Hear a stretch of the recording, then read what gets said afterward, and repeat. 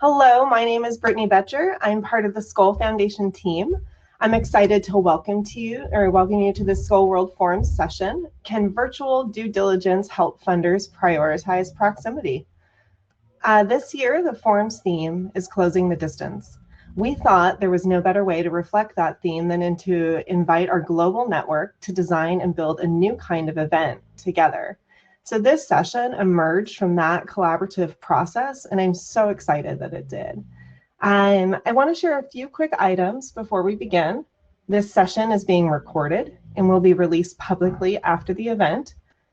Please feel free to use the chat to engage with each other and ask questions of the speakers. I see so many folks already doing that. This session is scheduled to end in 60 minutes. So after the session, please take a few seconds to complete the survey in the poll tab to the right of the Hop-in video screen. You'll see it right next to the chat. And then on social media, we're using the hashtag SkollWF and would love for you to do the same. We're so thrilled to be able to participate or include this session in this year's virtual Skoll World Forum. We want to extend a special thank you to Katie and African Visionary Fund for proposing and helping design it. And with that, I'd like to introduce you to Katie Button-Wamaru, co-CEO of the African Visionary Fund. Thanks, Brittany. I'm really excited for this session, and thanks to Skoll Foundation for giving this space to this topic. And really fun to see so many familiar names and faces in the chat and the attendees.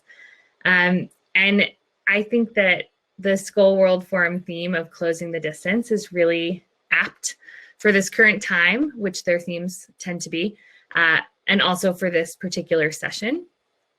2020 required some really radical shifts in the way we operate in philanthropy, in the nonprofit sector, in the social entrepreneurship sector, especially between grant makers and doers, and in that process of getting to know each other. Having to do that virtually, I think, in 2020 was really different and required us to think really differently. For some funders who may traditionally expand their networks of potential partners through in-person convenings or meetings, they had to drastically adjust those tactics. And there are ways that maybe that opened up access or removed barriers to entry. For grassroots organizations, I think they often typically find that in-person site visits are one of the best ways to build connection with their funders and help funders understand their context and their work. So they had to try to figure out, how do you do that virtually? And from the African Visionary Fund perspective, we got started in the middle of the first set of COVID lockdowns. And we have gotten the entire fund off the ground virtually on Zoom. We designed our first selection process and due diligence systems in the midst of the pandemic and got to our first commitment of $1 million in multi-year unrestricted funding to 6 incredible African visionaries, including one on this panel. And while we were going through that process, as someone who's worked in philanthropy and been part of due diligence, both as a funder and on the nonprofit side, I just started to wonder if there were things that we might learn from all of these shifts and things that might be worth taking forward. And so I kind of selfishly proposed this session because I wanted to learn from others and from the incredible experiences of everyone on this panel. I think we're all asking ourselves in many ways right now, what are we taking forward as the world continues to change and shift underneath us? I think the idea that we might someday kind of snap back into pre-pandemic normal feels more and more unrealistic and unnecessary. And that there's probably things we've all learned in the last year that we want to actually take forward intentionally as we create a new normal. So I hope that this session we can dig into how that can apply to virtual due diligence and what we all think we want to take forward and what we've learned. So I want to dive right into talking to our incredible panelists.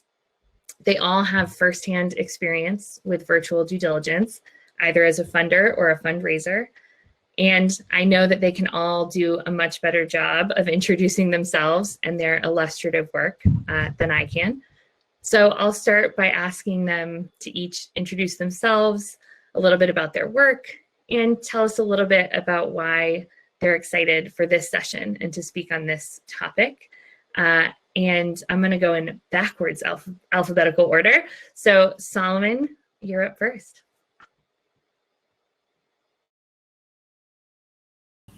Hello, everyone. Happy to see everyone, and I'm enjoying the chats here. People are like sending so many messages. It's really exciting. My name is Solomon Kaiwa Mugambe. I'm a co-founder and executive director at Rosacea Impact. And at Rosacea Impact, we mainly work with youth to enable them engage in productive employment.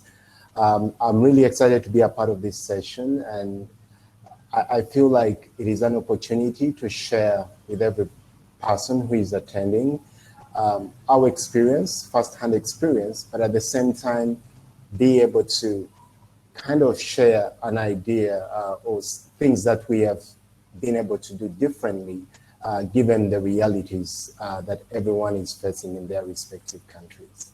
Yeah, thank you. Thanks, Solomon. Maggie, up next. Sure, thank you. My name is Maggie Miller. I'm Senior Director of the Hilton Humanitarian Prize at the Conrad and Hilton Foundation. The prize is a $2.5 million prize that we give out once a year to a nonprofit, and it's the world's largest annual humanitarian award presented to a nonprofit. So with all of that, we do engage in an extensive due diligence process throughout the year, which is typically involving site visits all over the world. So like everyone else, we have shifted those site visits to a virtual reality this year, and it's been fascinating and interesting, and I think it's such an important topic, and I'm just delighted to be here and really to listen and certainly share the lessons we've learned as well. So thank you for putting it together. Thanks, Maggie.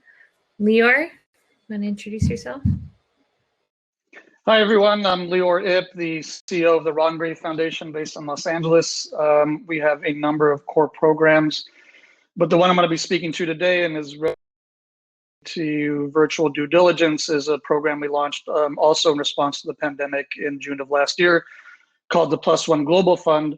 And it is designed to support social entrepreneurs and grassroots organizations working with vulnerable communities around the world.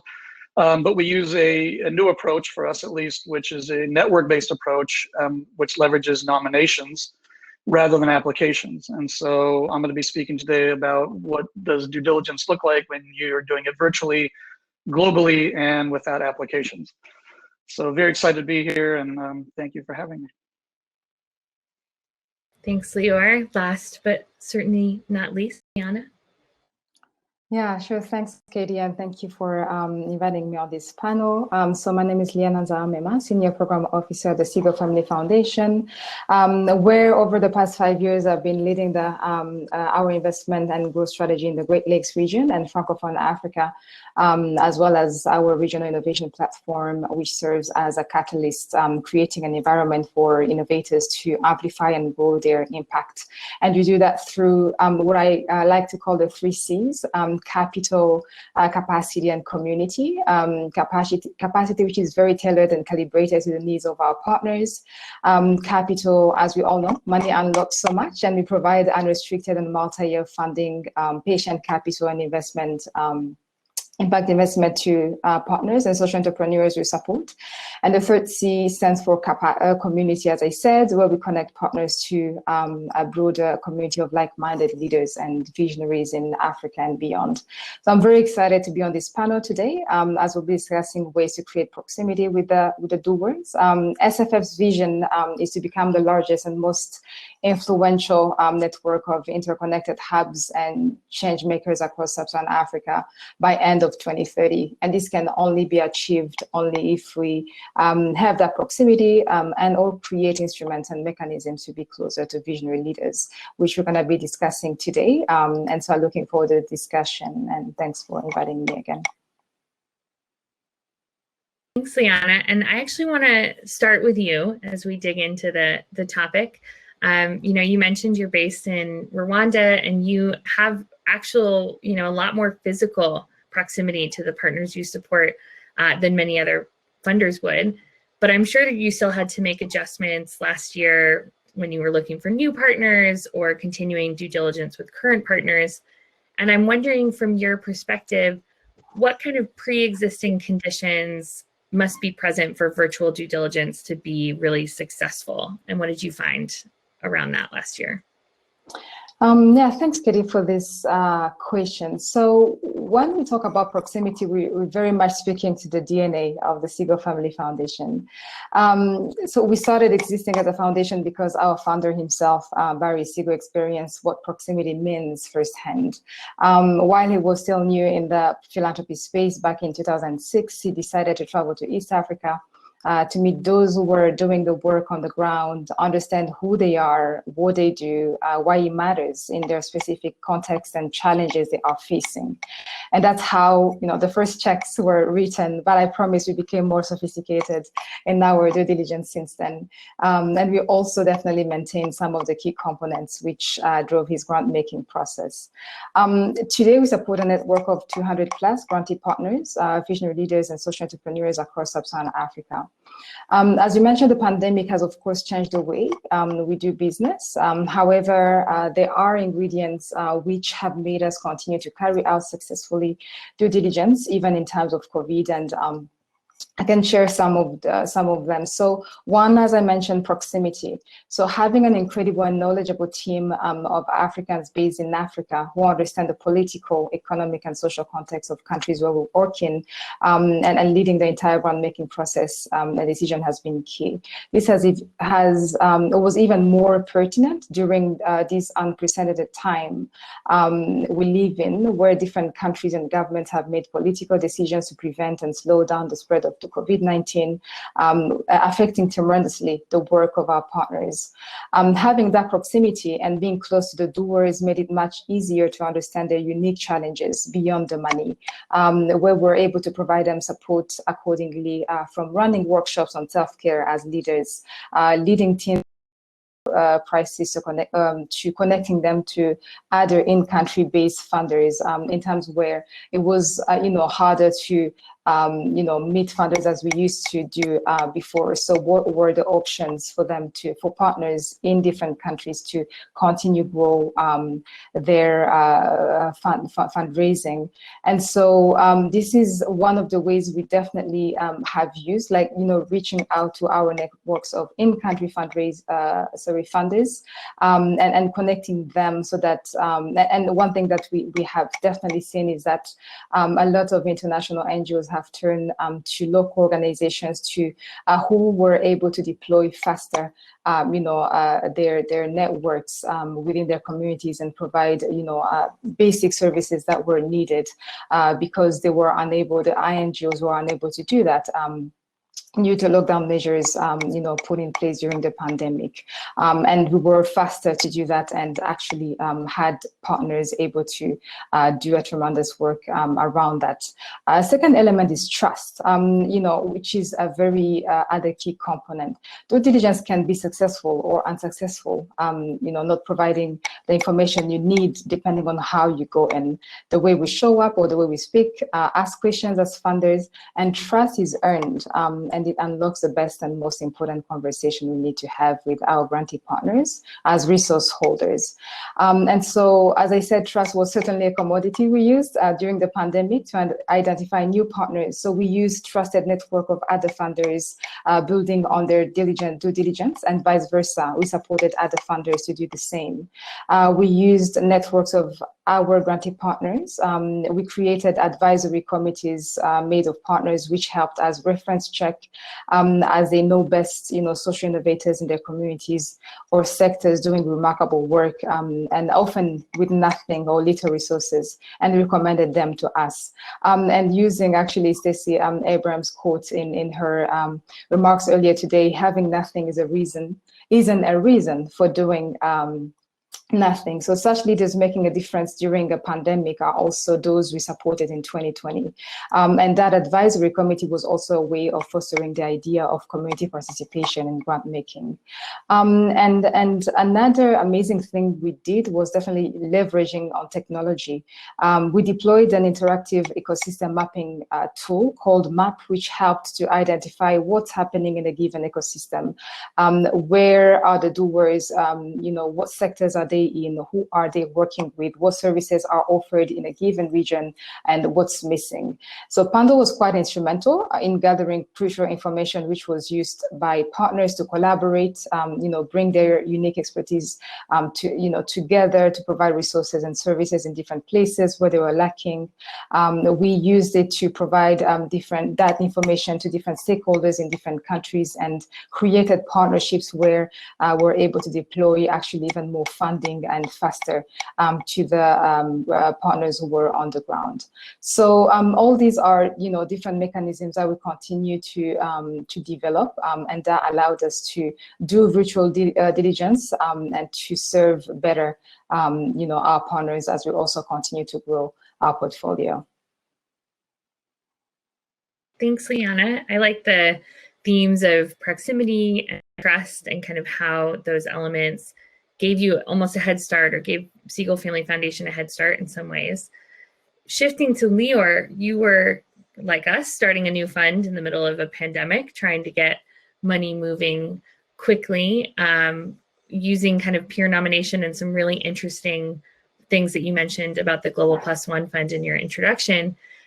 What did due diligence look like for that new model, and what did you learn from utilizing a peer nomination process? Yeah, thanks, Katie. That's right. We did launch this new program in the midst of the pandemic, and specifically in response to the pandemic. And the goal of the Plus One Global Fund was to support social enterprises and grassroots organizations, specifically working with last mile and vulnerable communities around the world. And when we were designing the program, we knew that the one thing we didn't want to do was to add more work to those on the front lines of the pandemic who are already overburdened and under-resourced, right? And we wanted to fund quickly. In other words, we wanted to get money into the hands of folks as fast as possible. We wanted to be transparent about it. We wanted to support locally led organizations. And we wanted to open up and diversify who gets funded, right? Knowing that a lot of the organizations globally are doing a phenomenal work, but they're under the radar and certainly not getting funding from international funders. And so we saw the crisis as an opportunity in some ways to experiment with a completely new approach to funding, and by extension, just a completely new way of doing due diligence. So we created a nomination-based platform that leverages these trusted networks, which means that we partnered with organizations that have already done the due diligence. Organizations like Ashoka, Acumen, the Resolution Project, Global Fund for Women, USAID, whose fellows or grantees nominated their peers, either within their networks or outside of their networks, who are doing really high impact work addressing the pandemic in their communities. So part of the model that was really experimental was that because we were using nomination framework and because we were using trusted networks in which due diligence had already been done, we were able to eliminate applications. So the entire model is based on just the nominations rather than applications. And so the challenge for us this last year has been, how do you do it globally, and how do you do it without the traditional mechanisms or processes that funders typically use, namely applications? And so we did that a number of different ways. We started by asking the nominators to give us information about their nominees and to tell us why they've nominated someone. And then we ask the nominees, and this is completely optional, to provide us any information that they want, including past proposals or videos, articles, social media, anything that they think speaks to their impact. And so in a way, we flip the script, right? Instead of having applicants fill out or complete applications, we sort of took the due diligence process onto ourselves, which means that we brought in a team of researchers. We formed a global advisory committee, and we basically did all the heavy lifting around due diligence ourselves. And what we've found in the process is that we were able to collect about 50 data points on each of the organizations that we were reviewing without actually having them complete an application. So this was a radically different approach for us. Obviously, it was virtual, but it also shifted the onus of due diligence onto us as funders, and required us to spend a lot more time and invest a lot more resources than we had in the past. But the goal was to take that burden or that work off of the social entrepreneurs or the grassroots organizations who should be focused their time and energy on the work that they were doing rather than fundraising. And so over the last year, we've now done this with hundreds of social entrepreneurs in over 40 countries who've participated. And what's been really amazing is that we've been able to collect better data, or if not the same amount of data as we would have if we had used a traditional application, which was sort of an eye-opening experience for us, and certainly one that we're going to continue to do in the future. And so the answer for us as we think about virtual due diligence is that it's definitely worked for us, but it's required us to put new systems into place and to add additional resources. And most importantly, it's required us to kind of really reimagine how we think about funding more broadly, which means that we really leaned into a values-based or a trust-based funding model, which means that we've really intentionally changed the way the due diligence process works with the goal of making it more inclusive, more equitable, and more accessible, right? And so our experience with funding during the pandemic, and specifically virtual due diligence, has been really positive. And hopefully we've been able to create a mechanism that is reduced the hurdles for grassroots organizations and social entrepreneurs, require them to invest a lot less time in the fundraising process, and by extension forced us to do more. But I think that's the way forward. I think more broadly, I think that leveraging existing networks, trust-based or value-based funding, and doing some of the work on behalf of the folks on the ground is the way forward for us. So that's been our process with due diligence, and it's been a really positive one. We're really happy to have been forced to delve into this because of the pandemic, obviously for the worst reasons, but we're happy with where we are. Thanks, Lior. I love that kind of theme of how do we put the onus of due diligence on funders. I mean, if you think about a funder-doer relationship, that seems like the right role for a funder to play, is to do a little more of the work on the due diligence they need for a partnership, and really let do the work of doing really impactful work and kind of focus on that. I also loved when you talked about, seeing the crisis as an opportunity. And I remember a quote I heard many times in 2020 about don't let a crisis go to waste. And there's opportunities for transformation in moments that shake us up. And so Maggie, you run the Hilton Humanitarian Prize, a really large international prize that I'm sure previously has had a really intense due diligence process that maybe was hard to transition virtually. And I wonder what some of the greatest rewards in the shift to virtual due diligence have been for you and from your perspective. Absolutely. It's a question we've been talking about daily for the last year. I think, first and foremost, clearly proximity matters, and nothing mirrors exactly the experience of being on the ground, and the serendipitous encounters you have, as well as the planned ones. That being said, I think I really think the most tangible silver lining has been more inclusivity, both on the funder side and on the nonprofit side. And I can start with the nonprofit side, at least from what we've heard and observed. Typically, when we do site visits related to the Hilton Humanitarian Prize, we typically choose one general location, whether that's a country or what have you, just due to the confines of planes, trains, and automobiles and everything in between. So for one organization, that may include a 6 to 8 hour drive one day and a 10-hour drive the next day. For another organization, maybe it's airplane flights.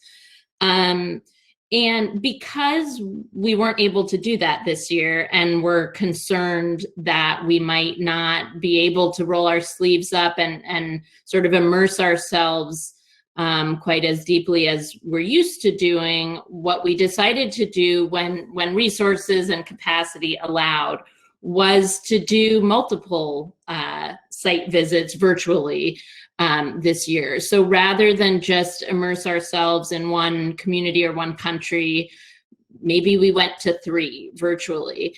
And I think what that allowed for the nonprofit was to really showcase their work from multiple perspectives, particularly when you have country programs tailored to a given community. We got to meet with 3 times as many people this way. And those people got to, you know, in their own voice, share their expertise with us. On the funder side, there was also, I would say, significantly increased inclusivity. Typically, one of us will do a site visit. This year, the whole department tagged along for learning, for deeper reflection after the visits. Our finance director typically would never hop on an airplane and accompany us. We would sort of play translator and asking questions to the organization CFO. But this year we were able to have a Zoom call with all the financial heads together. And I think it really did allow for a deeper understanding of that part of the equation. So yeah, I mean, if I had to boil it down to one silver lining, I would say increased inclusivity.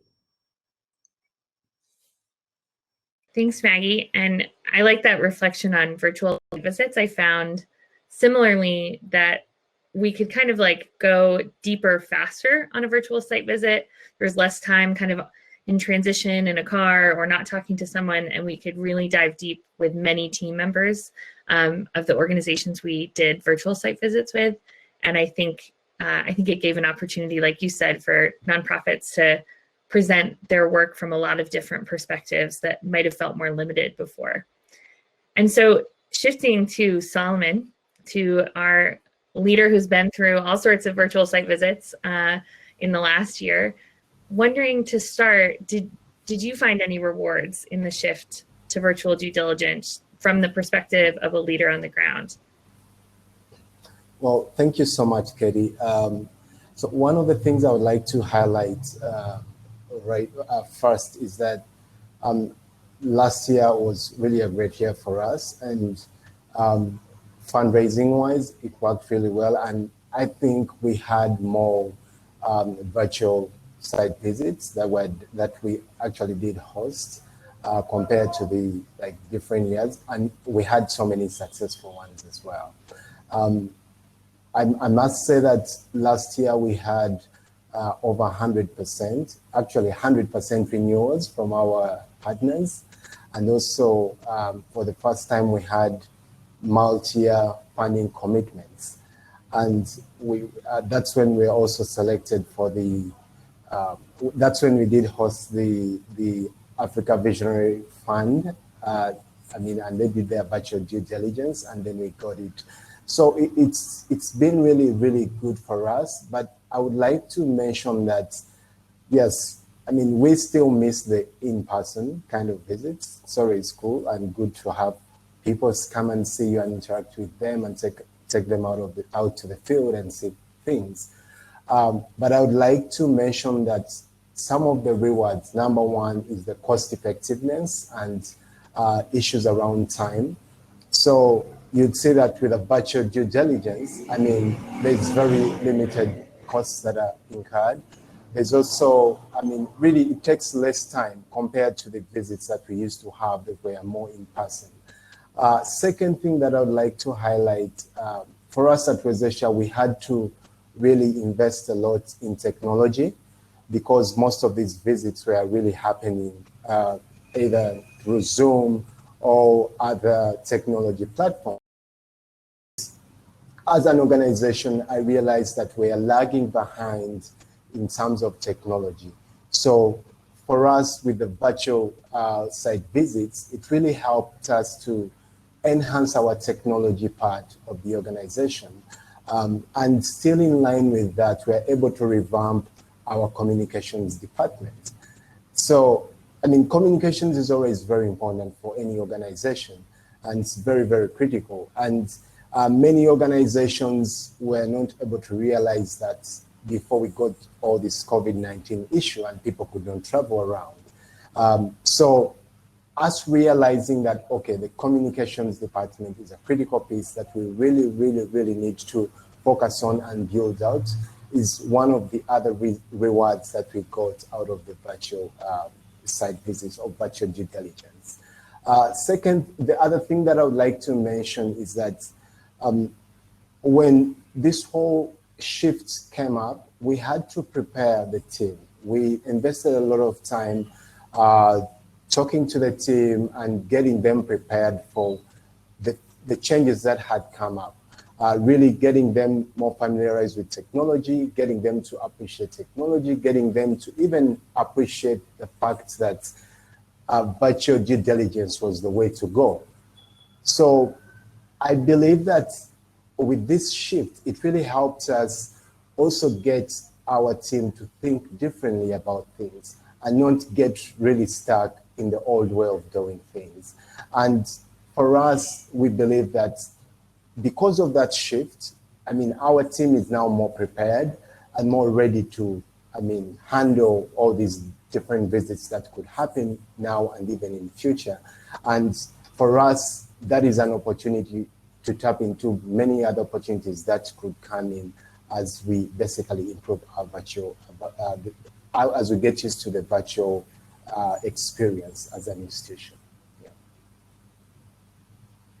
Thanks, Solomon. And I want to dig a little deeper on your experience as well, because I think it sounds like your organization has innovated and adapted incredibly well, something that I think we've all seen grassroots-led organizations, locally led organizations do exceedingly well in 2020 is adapt quickly to changing circumstances.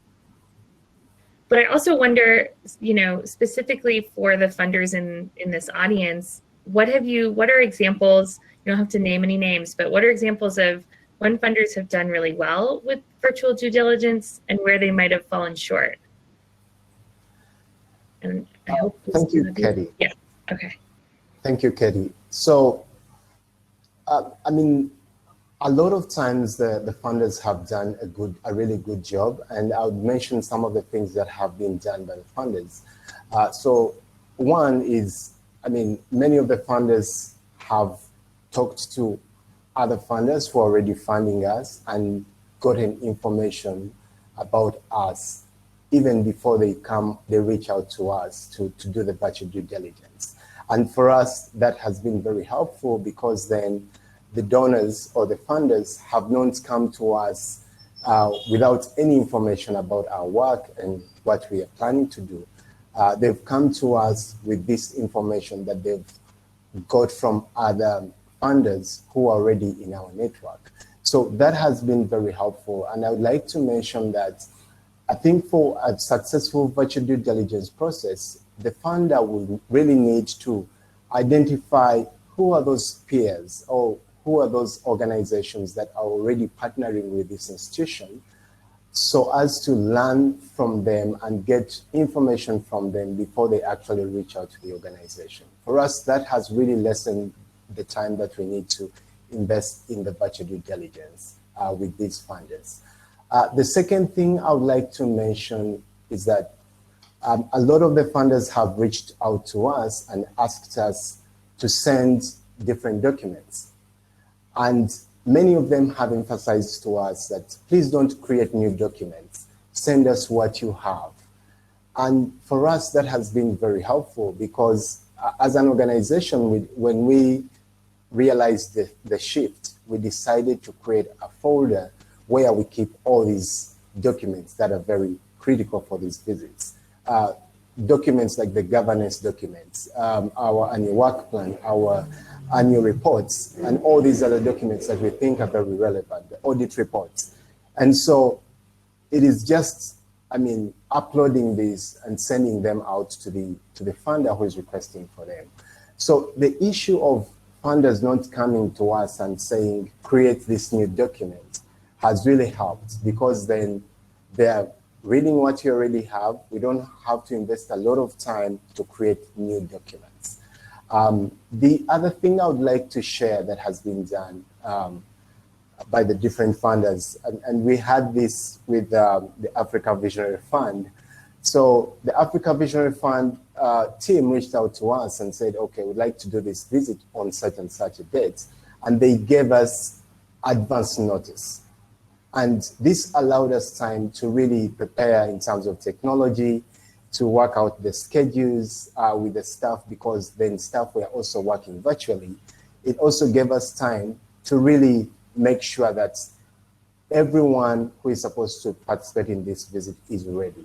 So just giving that advance notice is very, very critical.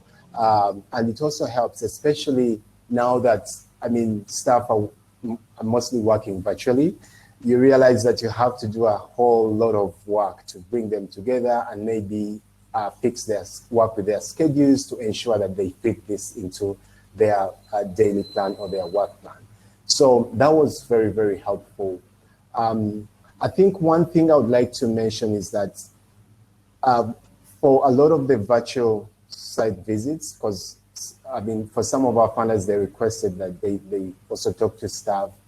I think it would be great to have, to allow the partner, have this visit on multiple days, not just one day, because one day could be so overwhelming for the organization.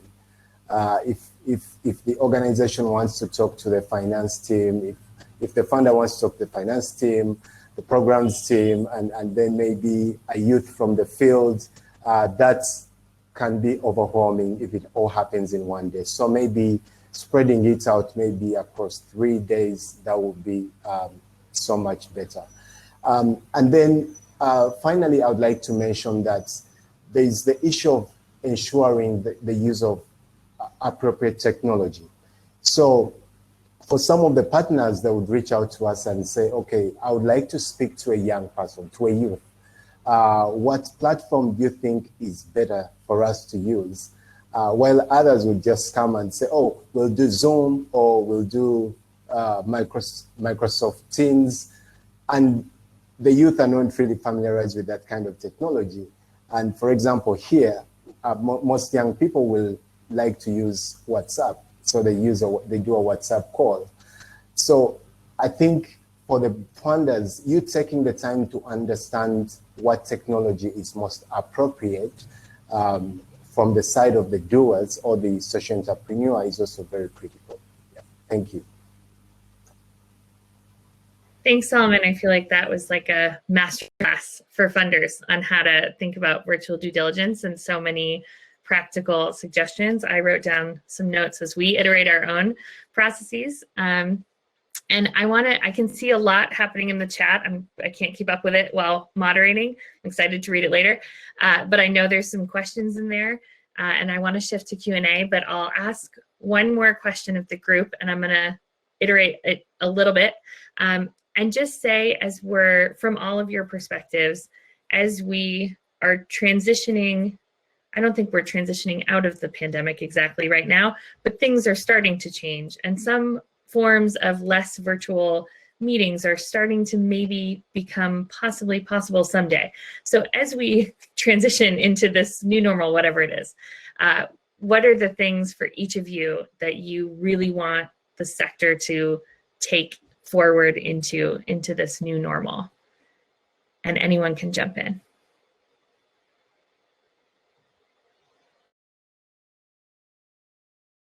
Well, I'll say what Solomon perhaps is definitely too polite to say, and as a funder, maybe I get to say, is that it'd be great if funders got out of the way and stopped being part of the problem, and allowed the folks on the ground to do the work that they need to be doing, and not create additional hurdles and impediments. Operating from a place of trust, and really challenge themselves and question themselves as to why they are doing the kind of due diligence that they're doing. Is it because they're just too risky folks they're funding, or because they actually want to hear and learn how they can best support the organizations that they're funding? So I think we have a great opportunity as funders, as we think about a post-COVID world, to really reimagine how we start thinking about placing the folks that we fund front and center, rather than our own needs or what we perceive as our needs are, and yeah, take ourselves out of this and make it easier for the folks who are actually doing the real work to do the work. So that's what I'm hoping we can achieve moving forward.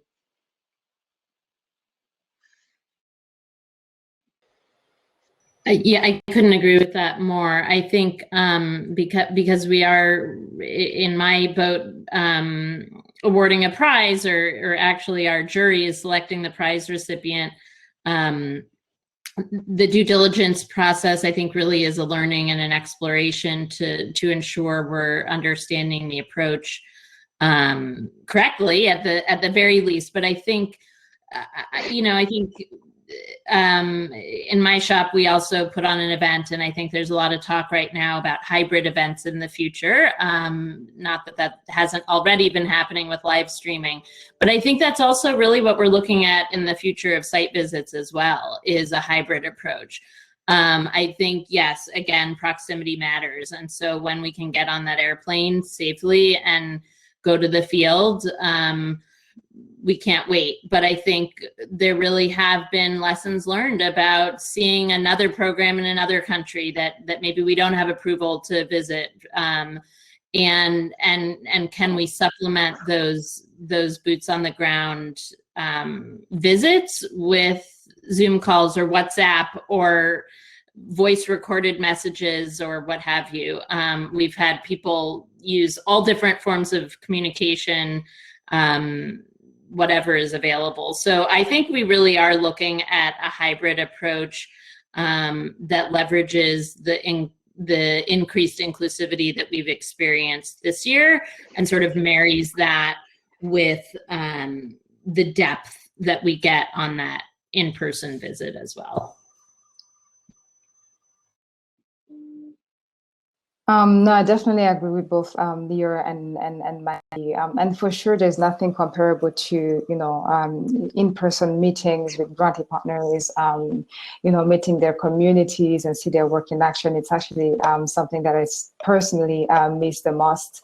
However, as I mentioned, as we master virtual due diligence, continue to leverage on technological tools to reach out to more visionary leaders, like Solomon was saying, we'll be able to do much more to, for instance, expand our reach, support more organizations in the geographies where we're not initially in, and provide them, the right support that they need, be it financial, mentorship, or name them, helping them to be more sophisticated and grow their impact.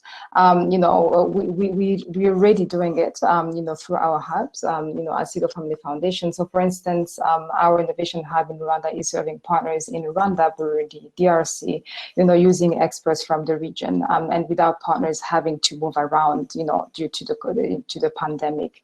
So certainly the pandemic forced us to experiment new ways of doing business, and we should continue to do what's working while experimenting more and better ways to support partners, and also making sure that we are, keeping them in mind and making sure that they, we make the work much easier. We make the work of the partners much easier as possible,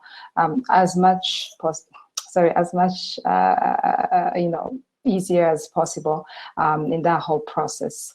So yeah, just keeping the partners in mind and making their life easier, as Solomon was sharing. Thank you.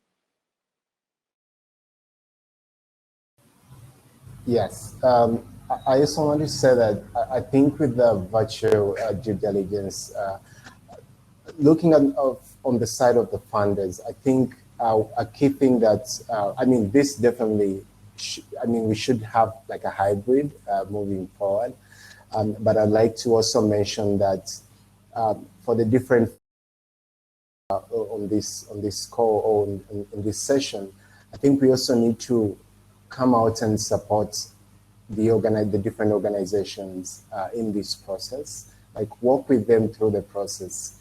If, for example, this potential partner that you're talking to, or this partner that you're trying to do a virtual due diligence on, is not able to maybe have the right technology, how can you support them maybe to get them familiarized with the technology that you prefer using?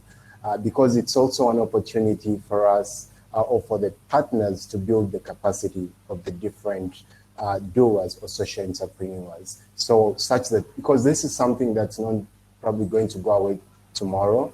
And so as the funders really investing time in and probably resources to build the partners' capacity in really enhancing and improving this kind of process, that would be very, very good. Thank you. Thank you all. This has been such a fun conversation. I would just say, from my perspective, this will come up a little bit in the questions. And Solomon, you're in this session such a good reminder of this. There's this great Ayanna Pressley quote that I kind of try to live by in my work, that the people closest to the pain should be closest to the power. And you can apply that in a micro way to due diligence. The pain of due diligence often sits on nonprofits. The really hard parts of trying to understand what funders are asking for and fit themselves into kind of preconceived boxes, that pain really sits with nonprofits. And so how do we include them in the design of all of these things and shift power over what due diligence looks like and how they can best present their work and their community and their impact to funders kind of on their own terms.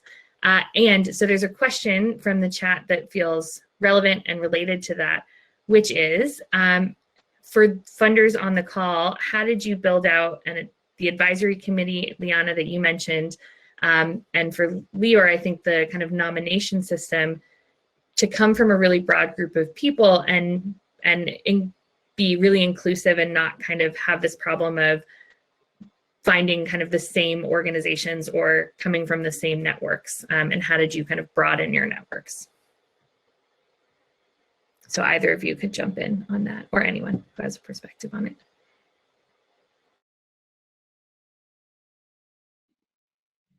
Yeah, for us, it was really important to use the nomination framework and the networks to source folks that we wouldn't have been able to identify otherwise. And what's really amazing is that when you give social entrepreneurs or grassroots organizations the opportunity to nominate up to three folks, and I should preface this, an absolute experiment. We didn't know what would happen. It turns out that about 60% of the folks that they nominated were completely outside any of the existing networks that we're familiar with or that are sort of known, globally. And so what we've been able to do is fund organizations who are what we sort of call unaffiliated. They're essentially not part of the existing kind of ecosystem that we're all a part of. And that was an intentional part of this work, is could we in fact find organizations who were working with vulnerable communities who are unknown, certainly unknown to us, but hopefully unknown to other funders. And I think what we found is that that's in fact what is happening, is that really high impact organizations or leaders know well, in fact, other high impact leaders working in their communities, all of whom are local and most often than not part of the existing ecosystems that are not essentially funding the same groups. And so I think in that sense, we've been able to be more inclusive and also diversify the way that we've been thinking about funding. And the last thing I'll say is that I think that the due diligence needs to be commensurate with the amount of funding that you're giving, right? So for $2.5 million for Hilton, they should be doing serious due diligence. For a $15,000 fund, we should probably be thinking about a different kind of due diligence. And I think too often funders equate the two and use the same application for a $2.5 million prize that they do for a $15,000 grant. It's ridiculous. No one should be spending a week on a $15,000 grant. So I think for us, we've tried to balance all these things out to make it a little bit more accessible and equitable.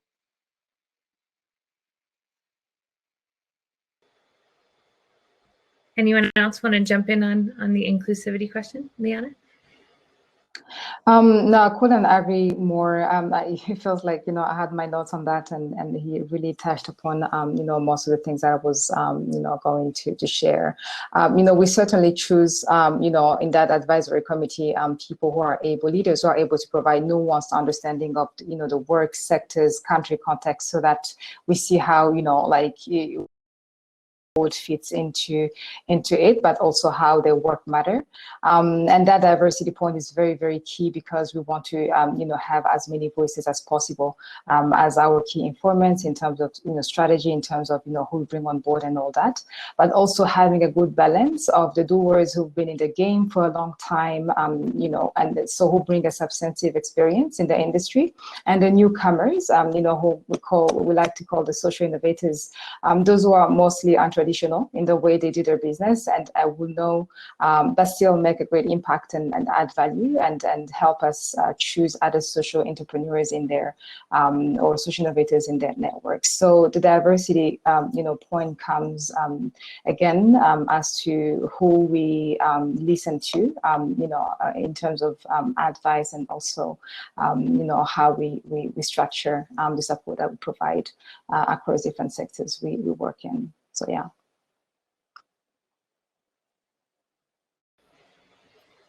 Awesome. I will, and there's so many questions, and we have about 9 minutes left, so I'm going to try to still ping a few. There's a few questions that have come up around risk and definitions of risk, and how risk kind of plays into virtual due diligence. And so it's a pretty broad question, but wondering if anyone has any insights on risk in relation to virtual due diligence.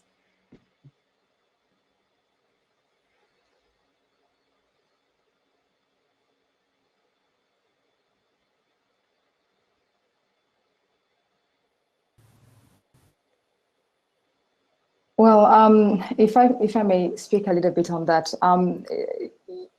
even an in-person due diligence still has risks to not, fully, grasp the work of partners. But of course, when you see it in action, it has more, information, details, and we build, relationship with the partners. And so, the virtual one, at first, I think it was a little bit, scary of, how much do we trust them, and how much do we, are we sure that they're doing the work that they're doing, since we can't actually go on the ground to see it. But I guess this is when the trust component comes in. Looking at the networks that we use, networks of funders, where we build on their due diligence. And these are funders that, are funder friends, and we trust them as well in how they do their work, as we have been doing the same. This is how the trust element comes into play when we're looking at, asking partners for reference. It's very easy to, especially in small countries, to know who is doing what and how trustworthy are they, they are.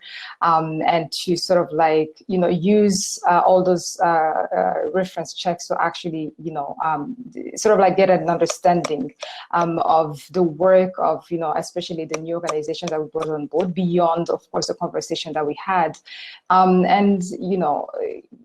the risk doesn't, it's still there, but again, we have to be risk appetite to actually also find those ones who are amazing and doing, great work. And yes, sometimes there are those who, don't necessarily turn out to be who we thought they were, but it's also a matter of conversation to understand where are you stuck, right? To not just like start, making assumptions of, that there is, I don't know, maybe a mismanagement or whatever. Maybe it's also sometimes lack of the right skills and on the team. So how do we continue to have those conversations to understand what are the challenges and how can we better support you to actually continue and improve on the work that you're doing?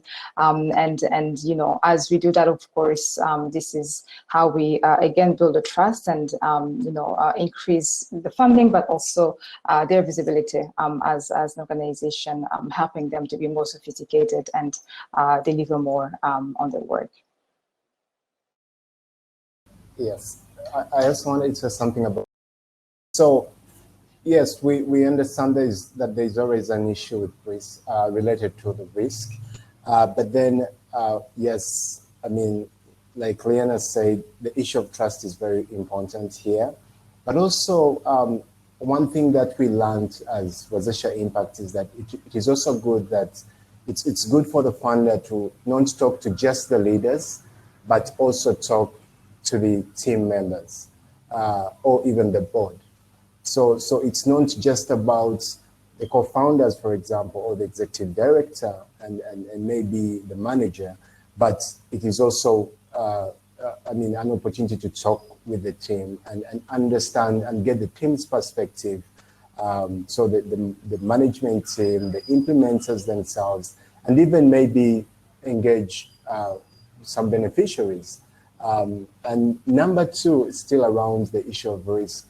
We've had funders where they have, in their funding, the way they've structured it, it's like they have like a get to know you grant, which is usually a little smaller.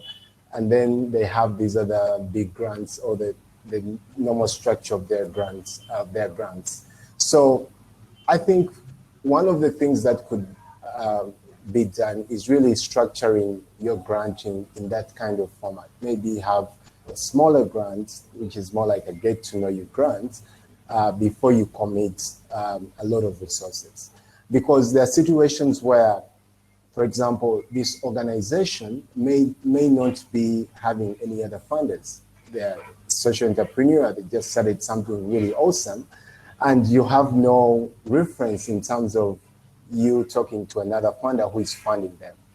So for some of those, the get to know you grant could be, a good one as you really try to understand them better and really addressing the fear of the risk.